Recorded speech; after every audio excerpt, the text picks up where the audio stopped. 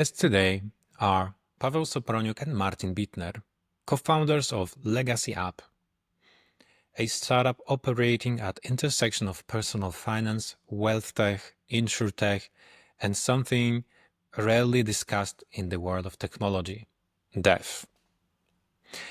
This episode is a bit of departure from the usual tech bubble, but sometimes it's only when we step outside our comfort zone, when we listen to voices from different domains, that we uncover fresh perspectives on lifelong learning, digital responsibility, and the emotional side of information management. We talk about how to design technology for difficult conversations, how to educate without teaching, and why legacy, both digital and human, may be the next great challenge in a world obsessed with the future. This conversation reminded me that education isn't always about school.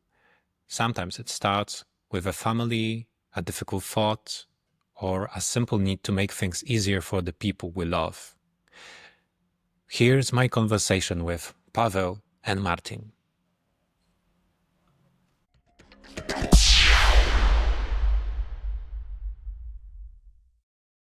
Hello, Martin. Hi, Krzysztof. Hi, and hello, Paweł. Hi, Krzysztof. It's lovely to have you both here. And I would love to start this conversation with a little bit of your background. Maybe you can share with us how your story started, how you met, and what's your background. Martin, would you like to start? Sure. So my background is I'm a corporate lawyer, and that's what I did for 15 years. I worked for a big international law firm in London. I'm based in London. I also worked in Asia for a couple of years. I worked in Europe for a year, but essentially, I've been doing corporate energy work for 15 years, and I quit that job about 3 years ago. Had some family time off, and subsequently, as part of that, have had some ideas around startups and something specifically something in the legacy space, which is how I was introduced to Paweł through a mutual friend. Mm-hmm. What about you, Paweł? So I've been an entrepreneur since the very beginning of my professional career, which is 20 years right now. Time flies. So I ran a PR agency for many years. In the meantime, I did some lecturing at the universities. I also worked as an expert for some think tanks, which might be also important from the perspective of what we do now. I dealt a little bit with the subject of building and strengthening the families, especially on the local government levels. So I've been traveling a lot around Poland, meeting with some local mayors, discussing how to, build the good atmosphere, good climate for developing families. Poland. And yeah, I also had two startups back in the times. One of them was direct-to-fan platform, music platform, which was really interesting experience. Successful to some extent. A usual story, isn't it? But what's brought you both to legacy technology? It's not the first thing you think about when you get up in the morning. Yeah. So what was your story here? I'll start, and maybe Martin will add his thoughts to that. So basically, it was quite a personal story because at some point we were traveling. We planned with my wife to go for this holiday. First time, no kids holiday. I have 3 daughters, so we left kids with grandparents. And on the night before we left for quite a distant trip, we started to think, oh God, if anything happens, okay, the kids will be fine because grandparents will take care of them. But there's no way they're going to handle our assets, all the things we have, because it's too complicated with all the companies and so on. And we started to write it down. And that was like, for me, the very first thought that there should be some solution for that, because if we need to do it on, 5 A4 sheets of paper every time we leave for holiday, that doesn't make sense. And I started to look for the solution. It appeared that there's no such solution. So at some point, I talked to my 2 other early co-founders, which is Lydia and Ireneusz, and we agreed that this is something that we could turn into a business. And then Martin appeared.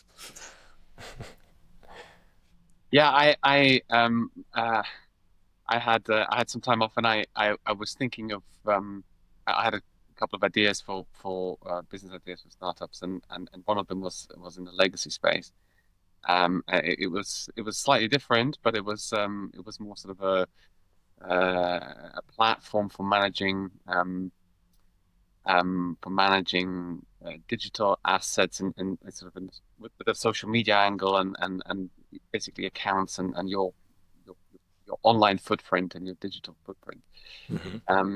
But yeah, I started talking to people in my network and just getting feedback and trying to see if I could get anyone interested.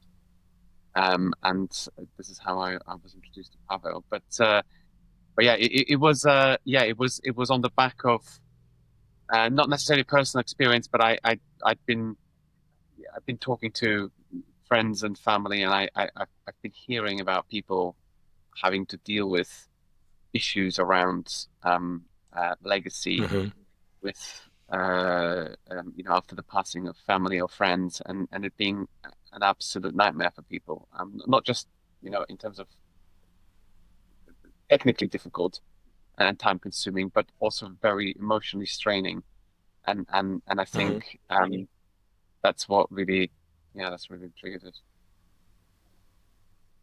Yeah, and that's a part that I'd like to delve a little bit more, because clearly there are some technological, let's say, problems that you have to solve here, but from my point of view, they are solvable, and there are ready tools to do that. But speaking emotionally, it's a taboo subject. So how do you, for example, pitch to investors something as taboo as death and your legacy? So I'd say it's not that much a problem of emotion, because apparently it's not that people don't like to talk about death. If you are in a communication business, there is an old adage that death is on the first side of your tabloid always. So death is exciting. What people don't like to talk about is about their own death, and they won't think about them being mortal. So the subject itself, it's not that difficult emotionally. I've been invited to many different, programs, podcasts, and so on. It's to some extent, I see this is a subject and a topic that people are interested in. What is more challenging is to make investor think that it can be a viable business, because this is something completely new. They find it difficult to relate to anything they have invested so far. So it is obviously it is a challenge, but in the end of the day, I think it's the space is getting crowded. I've researched last month what is happening in this death tech scene, and really you can see companies trying to manage digital legacy pop up all around the world. We've saw a very interesting startup from Mexico, very interesting startup from Australia, launching July this year. In the US itself, few companies are really developing really fast. So it's not about emotions. I think it's about the stage of this branch. It's just simply that's difficult because they can't. Investors have find it difficult to compare it to anything that they have done so far. Everyone is Right. in this AI space. They understand it. Yeah. They know that it's a hot topic. They pursue what's trend is your friend, and so on and so on. But for us, it's also I think it's a niche. This buzzwords tend to overheat at some point, and everyone will look for some alternatives. You can't put all your money in AI in the end of the day. And where do you position yourself? You can. Well, of course you can. We all do it. You didn't. Well, where do you position yourself? You mentioned death tech, and there can be maybe age tech, insure tech. What do you feel closest to? It's on the crossroads of few different. Martin is crossroad. It's like overlapping few areas. So it's definitely related to insurtech because we work with insurance companies and we see that we are partners for them. A wealth tech, definitely, because you pass the assets from one generation to another one, and we are just ahead of the great wealth transfer process.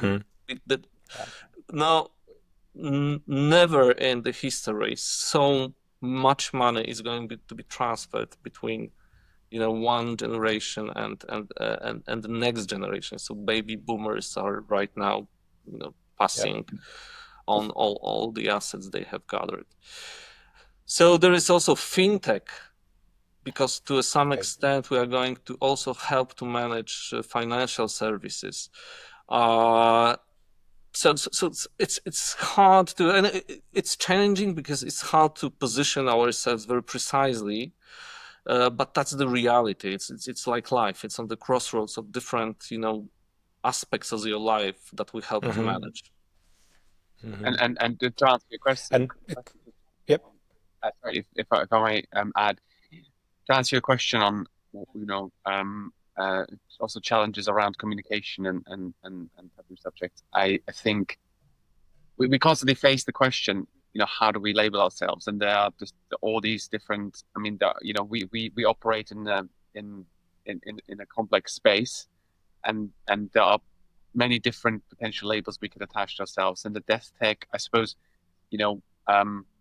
we're constantly facing the question whether to embrace the death tech thing or to fudge it, because we don't have to go there. We are a utility app, a family utility app, and the fact that information is passed up to the point of death, that's it's important to what the app does, but it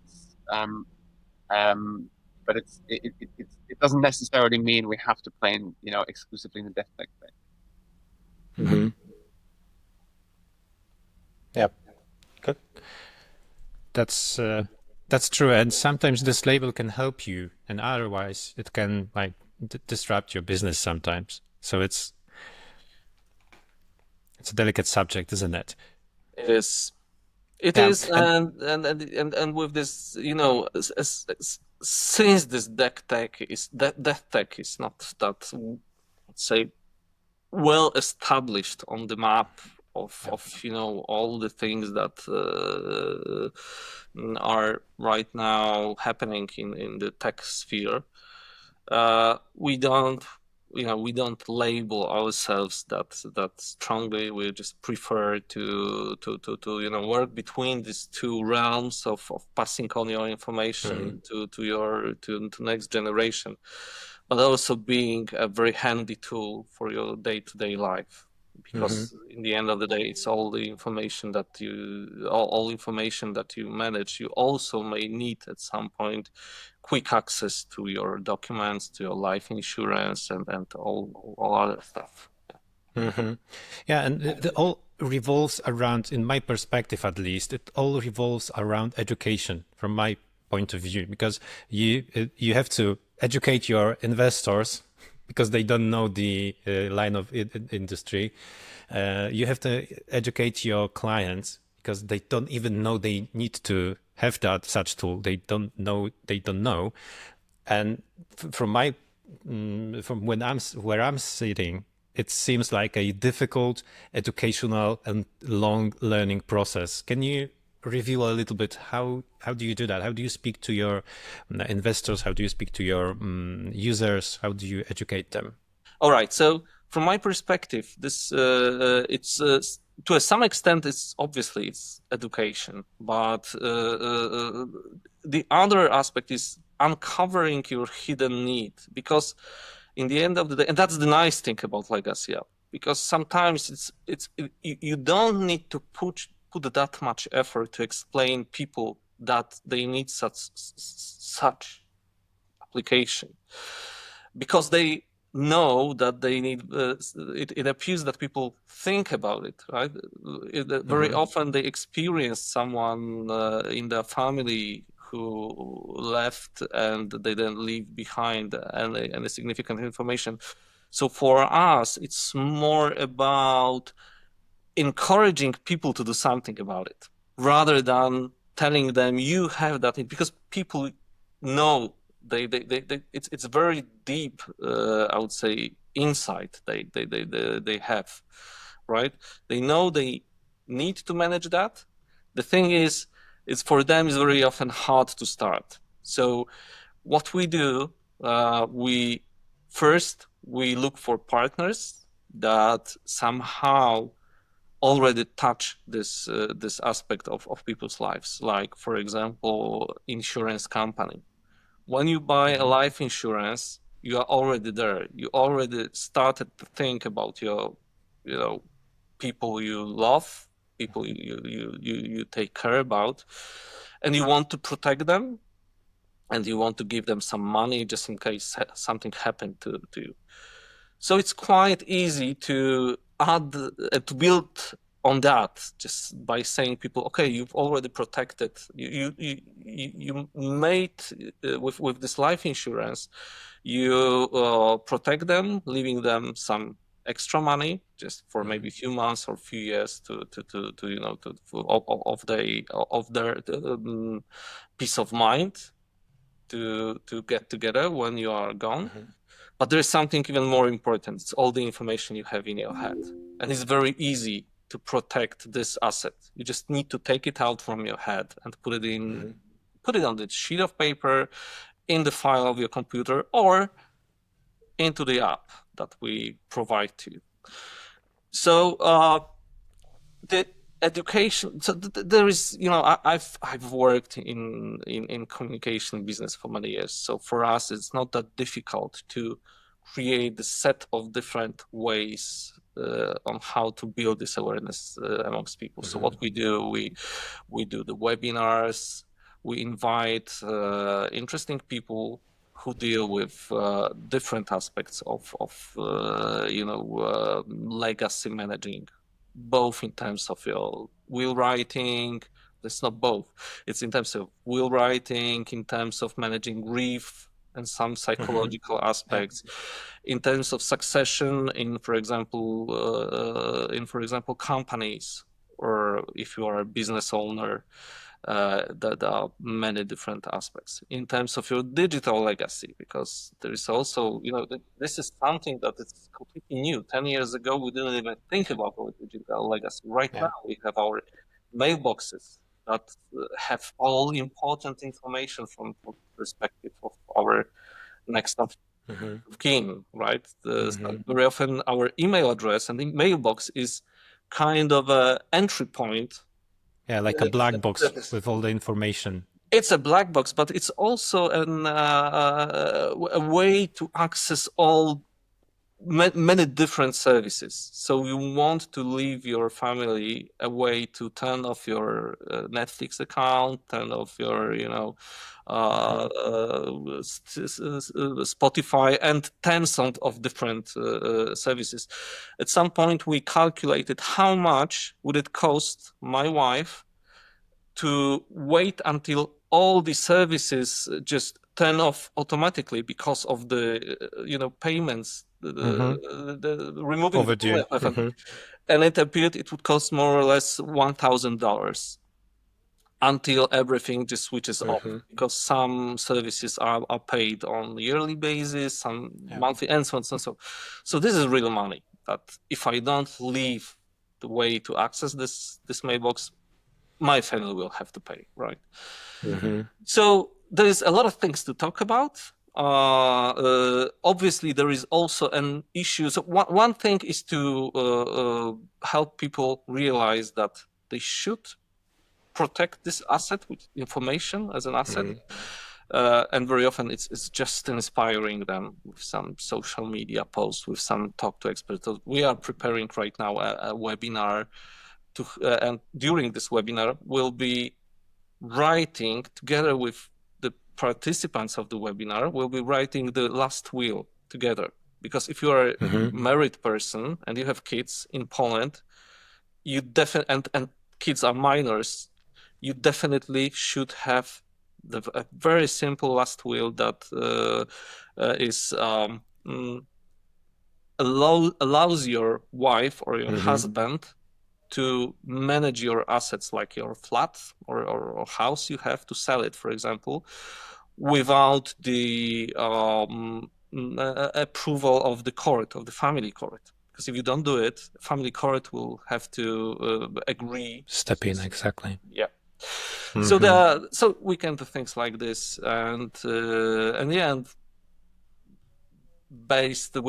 do it directly to people using our social media, some PR activities we do. We send out press releases. We try to build this awareness, and then with the partners we sign up with, we do dedicated webinars to the clients of our partners who partner with us. I love how you're speaking about education without using the word education, or without using the term teaching. And I think that's something, and you're saying inspiring or showing and so on. And I think that's a takeout for us in education technology sphere, that we are often thinking about education as a process of, digging in someone's head and putting the knowledge, with a hammer. And it's not like that. And that's why I thought it's interesting to have your take on educating or working with clients' awareness, because you're doing educational processes without calling them education. And if you could sum up in a short few words, because you mentioned webinars and social media posts, if you could say those educational initiatives that you take in order to educate your users. Sure. So this would be live talks on our social media channels where people can engage and ask questions live. We do ebooks that people are able to download. We do webinars that you need to pre-register to take part in it and do something together with us, with the help of our partners. We do education via media, trying to share some important moments to people, just drawing their attention to the problem. We do cooperation with the first sector, like Czerwone Noski, Clown Szpitalu Foundation, because they have a huge database of people who signed up with them. So we educate how they can pass on part of their legacy, and if they want to share part of their assets if they die with this third sector. And we take part in as many live events as possible, going to some events organized by startup communities or other communities as well. I think that's more or less at this stage what we do. Great, thank you. And maybe Martin, if you could tell us a little bit more on the broader subject. Do you think schools or universities should include topics like digital literacy or like end-of-life planning in their curricula? Yeah, I think I think digital legacy might be a bit early for schools. I do digital literacy for sure. I think for sure. look, I think I agree with you that we talk a lot and we think a lot about education without necessarily calling it that. And I think when we talk among ourselves about how we see the app developing, the business developing, there's definitely a very strong educational angle. But I don't think we have so far really thought of ourselves as an ed tech business. But I personally think that the whole space around um, personal finance, for instance, which is absolutely critical. I think it's a cornerstone to the app, is that it is really designed. I mean, you can put in whatever you want, but it is kind of built around a personal finance angle, and making sure you capture insurances, your investments, whatever property you have, digital assets, and I think anything around that, anything around educating people about personal finance, not just what they have, but what they should have or what they could have. It's a huge subject. I mean, it's something I follow quite closely in the UK, and there's a big debate in the UK going on around and a push to bring personal finance education into schools, because the level of financial literacy around personal finance is terrible. It's very low, and I'm not sure it's particularly high anywhere else or higher than in the UK, but people just don't understand these things. And not just young people. Middle-aged people don't understand what options they have around retirement, pension accounts. What you can do with it's astonishing, and I can speak with I'm a lawyer by Mhm. background. 10 years ago I had no understanding of the pension system and what you could do to to make sure that you save for your retirement. Um, that was all hard work and time invested to educate myself. And I think it would be quite natural for us to try to, maybe not immediately, not right now, but at some point, to try to harness this and try to go into that direction around personal finance education, because the app is very much designed to capture that information, and it's, to me, quite near the issue of capturing the information, and then but also being a portal to educating people. Oh, I do have this life insurance, but do I really need this life insurance? Mhm. Should I be thinking about other issues, um solutions? That seems quite natural, I think, for me, and Mhm. an obvious place for us to go. And I'll try to rephrase that question to take a little bit different angle. Because do you think that it should be in the public educational system, or maybe this kind of information should be provided by, for example, tools like you provide, like the companies and some other sources? Personal finance education absolutely should be part of the school curriculum. I think it's Okay. becoming more in the UK. I don't know what it's like in Poland and other European countries, but in the UK, it's definitely going in that direction, but from a very low, starting point. Um, I mean, legacy management and estate planning. I mean, those are quite niche topics. I wouldn't, I think, um, I think pushing for that to be taught in schools seems a bit early, I Mhm. think. But anything around personal On finance. the other hand, we teach at schools calculus, or Yeah, so yeah. what's the reason for that, Well, for you're example? not going to learn calculus any other way unless they teach you it in school. Whereas Yes, exactly. I And think you estate and you management. probably 90% of people won't use it Yeah. anywhere outside of Yeah, school. I mean, these things that I'm talking about, these are things that, life will life will force you to learn them. And if Yeah. you don't, it will be to your personal detriment. So we would like to be part of this journey and help people, but I'm not sure. Yeah, I mean, look, it'd be great if schools taught you around issues around digital legacy and estate planning. I seems a bit early to me. I'm absolutely at the I'm evangelical about teenagers learning about personal finance. Love this answer. Love this answer. Thank you. And maybe speaking about evangelical, maybe you have some kind of memorable stories of people who changed their approach thanks to your preaching.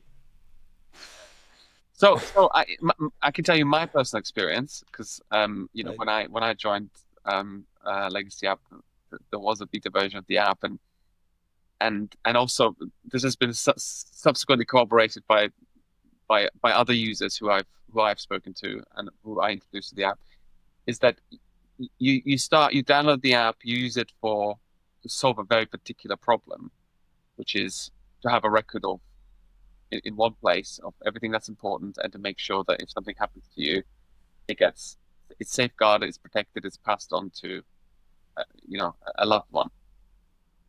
And that's the problem, that's the crux that we're solving. But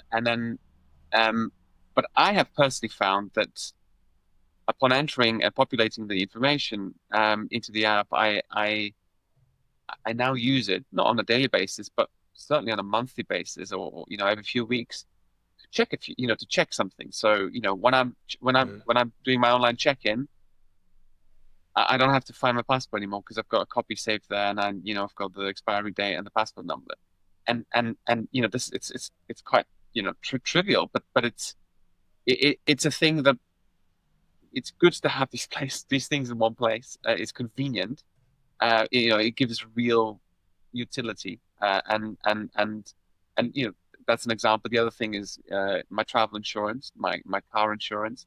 These are things that I'm not organized about these things, but and trawling through my inbox to find out when I have to renew it is quite inconvenient and annoying. And having invested a couple of minutes for each of these things to have written down what it is, when it expires, and being able to just quickly look it up is I find quite convenient. Yeah. Mm-hmm. I have a similar story with a cousin of mine whom I showed the app for the first time, and she said, "It's not a legacy app from my perspective. I have ADHD, and finally I have an app when everything I can put in order just to manage all this stuff." So there are some funny, I would say, spin-offs of this app that we'll probably try to explore at some point. Obviously, right now we focus on this digital legacy aspect, but definitely people seek for some ways to manage all this scattered digital information, because it's getting overwhelming. Everything is going to be digital very soon. Even official correspondence from courts and so on in Poland, you've got e-doręczenia, which is like digital ways of delivering you official email from the court, from your tax office, and so on and so on. So it's all going to land in your mailbox, and go to your mailbox and see how many mails you have, and is it easy to find some important documents from 3 years ago. But because for me right now it's getting more and more difficult, and I want to cherry pick the most important information, to have one place to put all this vital information in some space like legacy. So this is what also people say, that this helps them to manage that. It's interesting. So from my perspective, also your application's onboarding process is a kind of teaching process as well. It's guiding user through each step in a safe environment, and providing you with information. You don't need to know what pieces of legacy you should take care of, but you get the information from the application. So from my perspective, it's very important.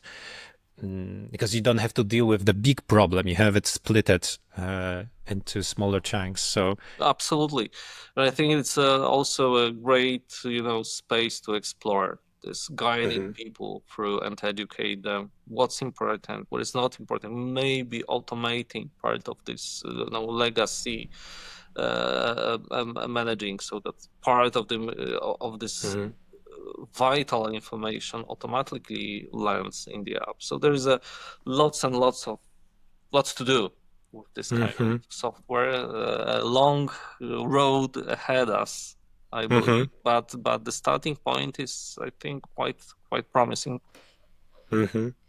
In EdTech, we talk about lifelong learning, and your work feels like lifelong planning. Well, so absolutely, because if you think about it, things going to change dramatically, and we know it already. For example, if I were to bet on something, I would say in 10 years we won't have any passwords, simply because we won't be able to manage passwords, that many passwords. Everything is going to be passwordless.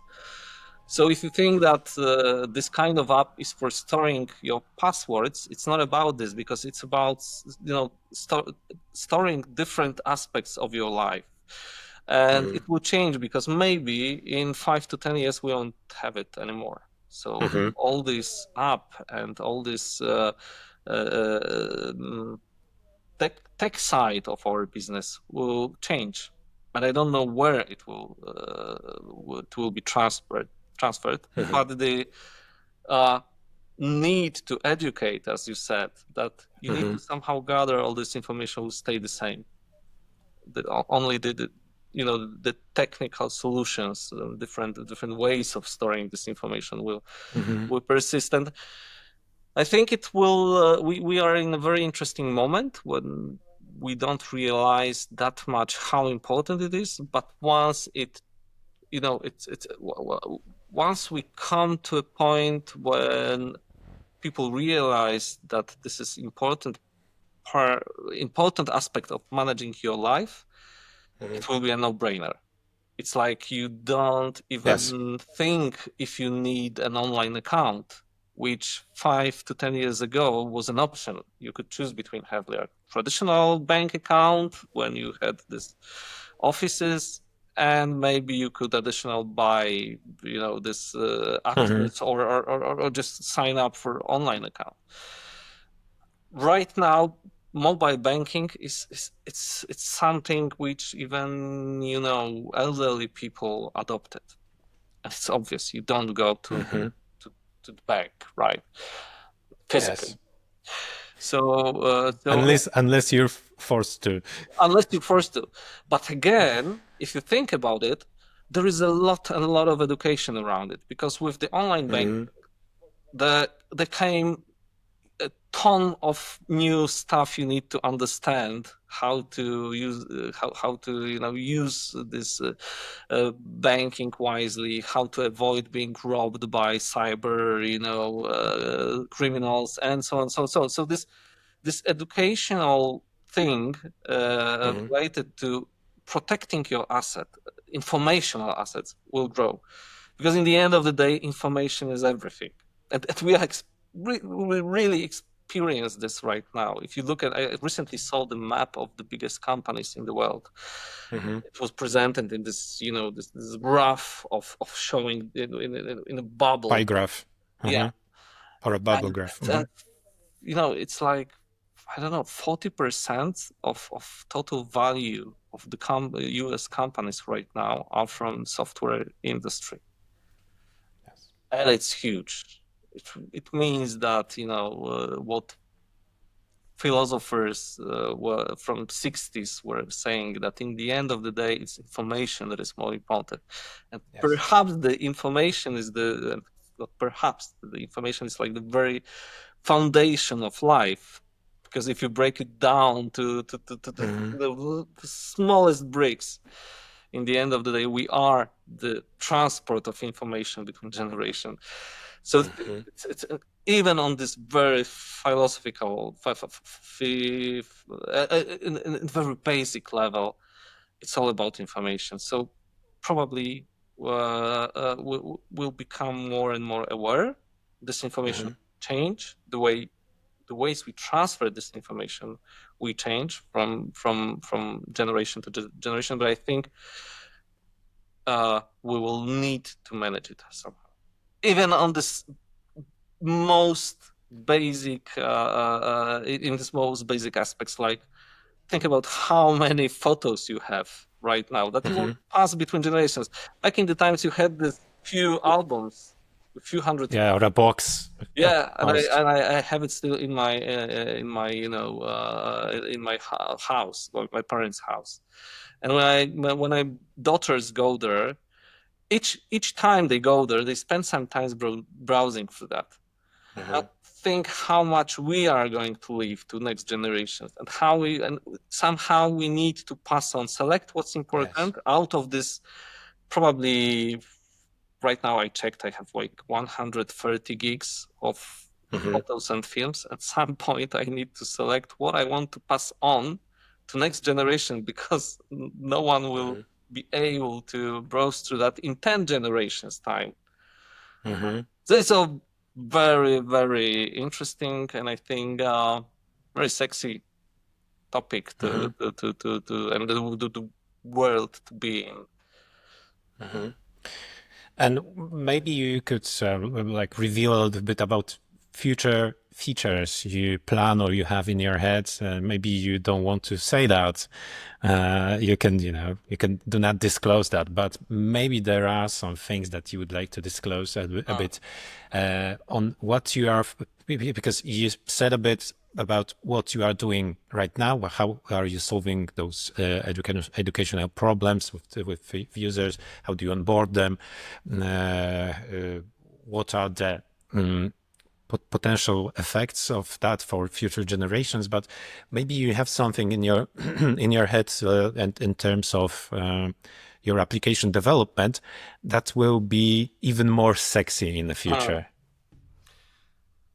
Well, I don't know, Martin, if you want to add something. I'll just say about like 2-3 maybe general directions we want to go. So first thing we have and will be definitely explore is to analyzing between and checking if we can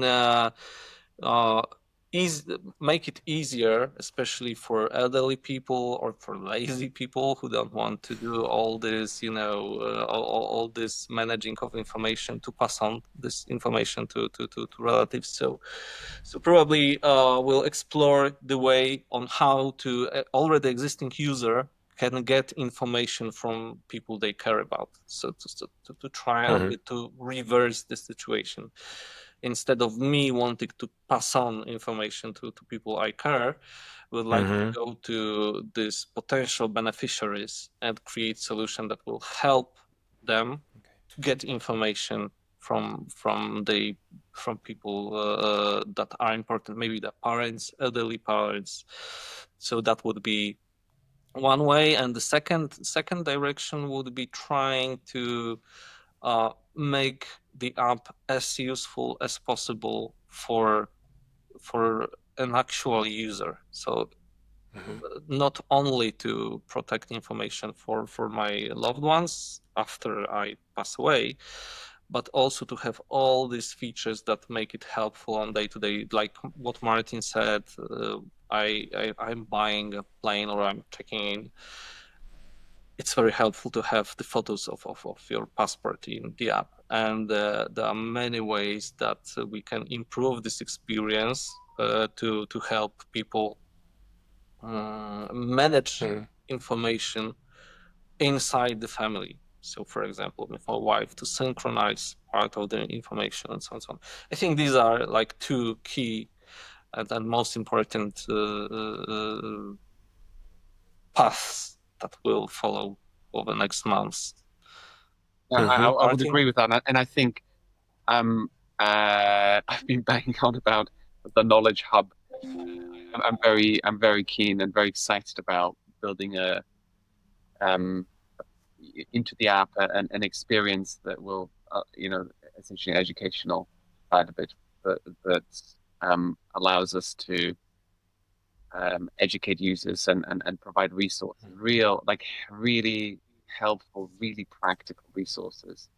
Not necessarily answers, maybe also links to other things, but become a bit of a gateway for our users. When they are thinking about legacy, when they're thinking about protection, when they're thinking about safeguarding things for their family, that they're using the app and they also have a portal into this world. That's quite exciting for me. And the other thing I would say is probably everything around how information is shared in the app. I mean, right now we have there's one mechanism, and as Paweł suggested, that anything around how information is shared with other users, family members, to make it a real family utility app. I think that's quite exciting.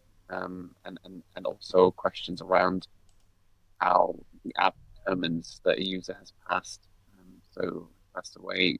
That is an interesting question, and there are technical solutions that we can think of and develop around that, so that it's not just stopping, not giving positive confirmations of life. So that's all very, very exciting. Mm-hmm. Sounds like a busy roadmap.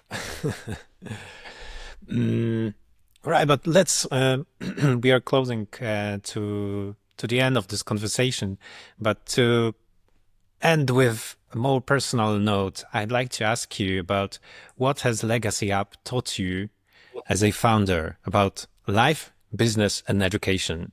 That's tough. 3 spheres. That's well. I don't know if it's LegacyApp specifically. It's more about probably doing the startups as it is. Yeah. And then that's not the first time I'm doing it, but each time I do it, I'm a bit older.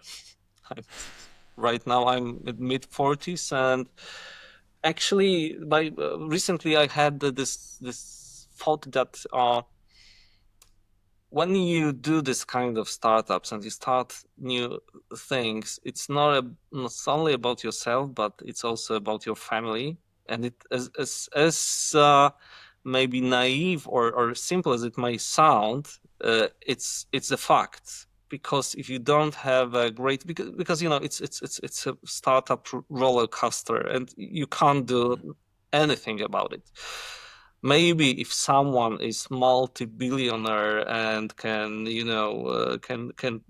found everything by themselves and have the great team that can support them and answer to all the questions they have immediately, maybe it's less stressful, but it is a stressful project. And you can, 99% of startuppers and founders will probably experience this roller coaster of emotions. One day you close some very nice project or deal. The other day, someone says it doesn't make sense, and this venture capitalist who already founded tens of successful companies just lets you down and say, "No, I'm not going to invest in it because, from my perspective, it will never make any money." Right? And honestly speaking, you would have to be completely emotionless so that it doesn't affect you. So you bring it home. You need your family, you need your kids, your wife understand what you're dealing with to support you. And my experience is that you need to prepare your family and make sure that you're not putting this thing at risk. Because I can imagine if you don't prepare them well, and if you play it wrong, it can really destroy one's life. I'm absolutely serious about it. It can really destroy one's life, because at some point you won't be able to go for holidays because you run out of cash, and everything. And and everything goes wrong, it also goes wrong at the same time. It's like, A domino effect. Domino effect. And the experience I have, it's that it's a pattern that it's somehow part of this business, and you need to understand it. You need to be prepared for that, emotionally also prepared for that, and then you can start doing it. And then you probably have a chance to go through it. And I think that's the one element that make it so difficult. Just people are it's not about business, because if you talk to successful people, if you read these biographies of successful businessmen, this is always one story that you can read in it. Every single one of them at some point had this crisis, had this moment when everyone told them it's not going to work. Right? And how do you personally prepare for such things?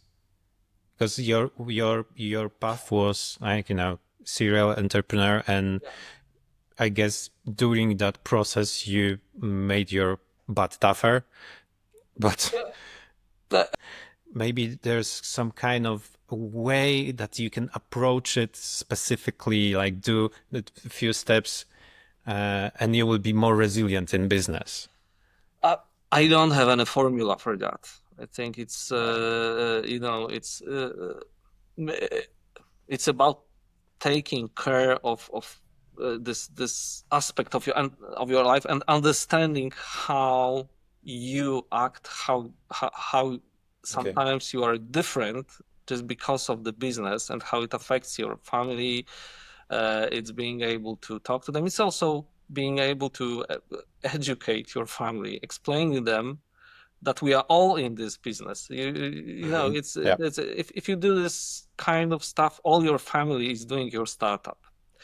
And if you prepare them for that, like you prepare yourself, because sometimes you need to give away some things, or put away some things. Be ready to resign of some going to restaurant, for example, because I think mostly it's on the economical side of your family, because at some point it gets tough. And maybe if you're very, very young and you're someone who just started, he's a student, and it doesn't affect that much of people you should take care of, it might be easier. But it's manageable, absolutely. I'm saying that about this because right now it's the second time I'm doing this kind of ambitious business with international, and I learned from the previous time that we talk about it a lot of talking about how the business goes. I try to engage them, even with simples. Even my daughters try to help, because now they feel that this is something that we are building for our family. It can be successful, it can be not successful, but again, we are building all of us. We are building something for us. Actually, my daughter invented the name of LegacyApp back in the time. Oh, really? Yeah, and she was like 15, and I first approached them and I showed them the mock-up of the app, and it was at that point we came up with the name In Case of Emergency App. And she was like, because she's quite good in English, and she was like looking at this, and then she said, "It's why do you call it like this? It's like legacy." And I said, "Wow." I love the story because it shows also that if you want to teach children, for example, to be innovative, creative, to be entrepreneurial, to have this spirit in them, you have to start the way you started. So you have to incorporate them. You have to engage them. We'll see in a few years, but yes, of course. But time will verify. Time will verify, but it's just makes things easier. It's just helps you to get through the tough times, because the tough times will come at some point. Always. Always. And Martin, what's your take on this? What you got from being a founder? So yeah, I mean, the slight difference being that I'm the late co-founder, and I joined the party, slightly later in the game, and this is my first rodeo. So yeah, I'm still, I don't have three children. I only have one daughter, but I think if I was to reflect on what Paweł was saying earlier, I think boundaries are critical, and the boundaries around everything. And certainly, a startup will take as much time as you will give it. And I think you already, even if you're not working, you are working because you're thinking about stuff all the time. And that being present. Yeah, I mean, we're going to become a bit more philosophical, but just being present when you are, physically present with your family, but your head is somewhere else. I've definitely found that it's something I work on and I think about, and I would like to get better at. Great, thank you. And we're approaching the end, sadly. I think like we could talk forever. But let's finish off with a rapid fire round. I'll ask you a question and you try to answer with one word or maybe one sentence. Ready. You ready? Yeah. One word that describes LegacyApp mission. Continuity. Okay. Best advice you've ever received as a founder. Do it finally instead of talking about it. Okay. Most overhyped buzzword in 2025. Yeah, AI powered. All right, that was an easy one. And the mistake founders repeat most often. Well, I think it's assuming that everyone else need what you need and think the way you think. Okay. Your favorite app or tool you can't live without? I think Asana, because I obviously use ChatGPT a lot, but I could live without it. If I didn't have some good project management tool, I would probably drown in all this stuff. So definitely. Okay. And one book every startup founder should read. The tough one because you need to read a lot of books to do some. But recently, I finally read the Disciplined Entrepreneurship by Bill Olet, and it's really mind blowing. If I could start with something again, I would start with this one a few years ago. And how would you summarize the main outcome from this book in one sentence or two? Is it possible? It's possible. It's just a step-by-step recipe on how to start your business, how to identify your markets, how to define if it makes sense at all to start the business, and it's really so concrete, so Specific. Yeah, it's so specific that it just says you very practically what you should do, how you should evaluate, and it's a no bullshit really guideline on how to start up your business. That's the approach I like. Right. Thank you, guys. Thank you for your time and your insights. I have the notion that even it may not appear at the first sight, but if your work is very associated with education, and as, for example, Martin said, maybe you will veer a little bit into edtech solutions more in the future. So I'm looking forward to that. Thanks for your time again. Hope this will be of insight for our viewers. Thank you. Thank you so much.